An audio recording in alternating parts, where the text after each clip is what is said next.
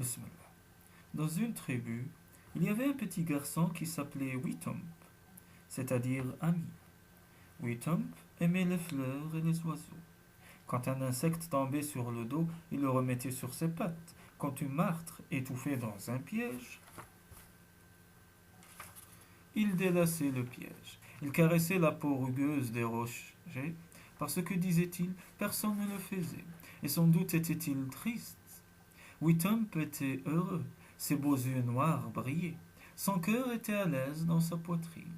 Witump était bon, mais il ne ferait jamais un brave guerrier.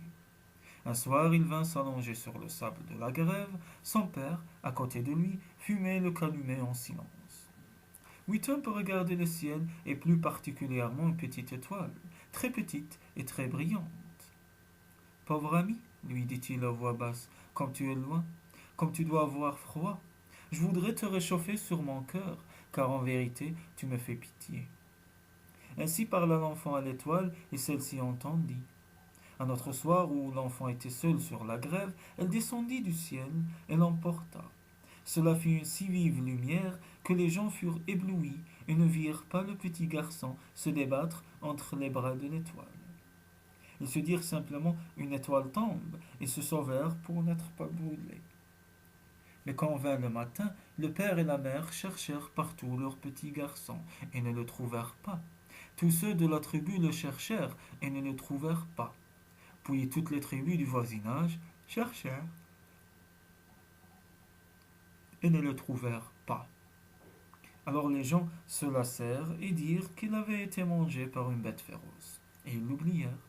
Mais le père et la mère commencèrent à pleurer et ne l'oublièrent pas. Un jour que le père se promenait tristement aux alentours, il arriva près d'une haute montagne qu'il connaissait bien et vit une grande fumée qui s'élevait. Il n'y a pas de wigwam en haut de cette montagne, se dit-il, surpris. Qui donc est là-haut? Il monta sur la montagne et trouva une grande femme assise auprès d'un feu. Il voulait dire que fus-tu ici, femme, mais elle le devança et dit la première. Où est ton petit garçon? Alors il se remit à pleurer et dit qu'il ne savait pas. Je le sais, moi, dit la femme. C'est l'étoile qui l'a pris.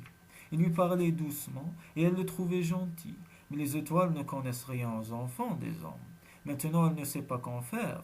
Elle l'a attaché sur le toit de sa cabane, près du trou à fumer. Il pleure tout le temps parce que les étincelles le brûlent et que la fumée le suffoque. Il est grand temps de le délivrer. Elle dit encore, il te faut faire beaucoup de flèches car tu en auras besoin. L'homme descendit de la montagne et revint dans sa maison. Il se sentait un grand courage. Il fit 4 paquets de flèches qu'il emporta ainsi que du tabac, de la peinture rouge et des pierres à feu. Il retourna sur la montagne. La grande femme était toujours là.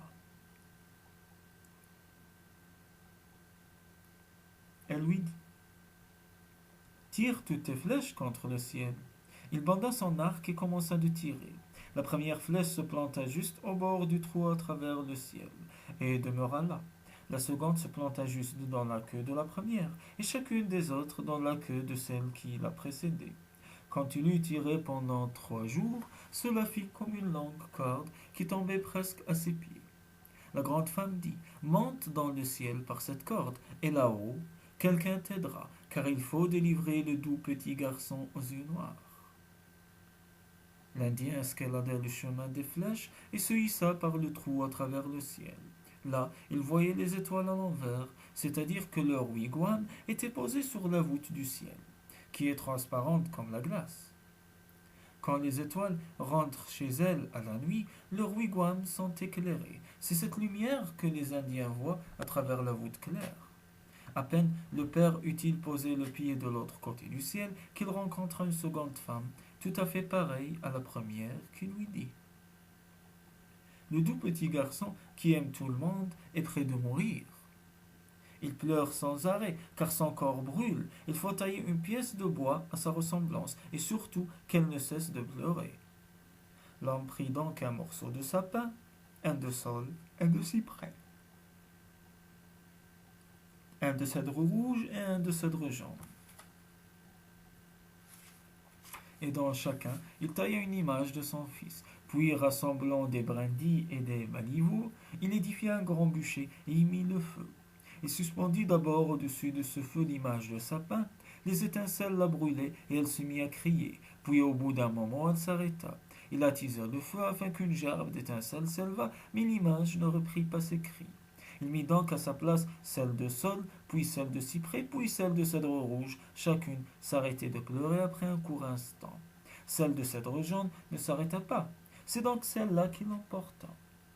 Il arriva bientôt près d'une clairière où l'on entendait un homme fondre des bûches avec un maillet et des coins. Il s'approcha et lui dit: Où est la maison? Je m'appelle Quix Atznix, répondit l'homme. L'Indien lui donna du tabac, l'homme emplit sa pipe et fuma. Et plus il fumait, plus il devenait gros. Il dit alors en tendant le bras: La maison est par là, et hâte-toi, car le petit garçon aux yeux doux va mourir. Cependant, il serait prudent de te cacher dans le bois jusqu'à ce soir si tu veux le délivrer. L'homme avança vers la maison, et son cœur battit fort quand il vit son petit garçon attaché sur le toit et tout suffocant. Parfois l'enfant s'arrêtait de pleurer, aussitôt l'étoile ordonnait d'attiser le feu jusqu'à ce que de nombreuses étincelles jaillissent.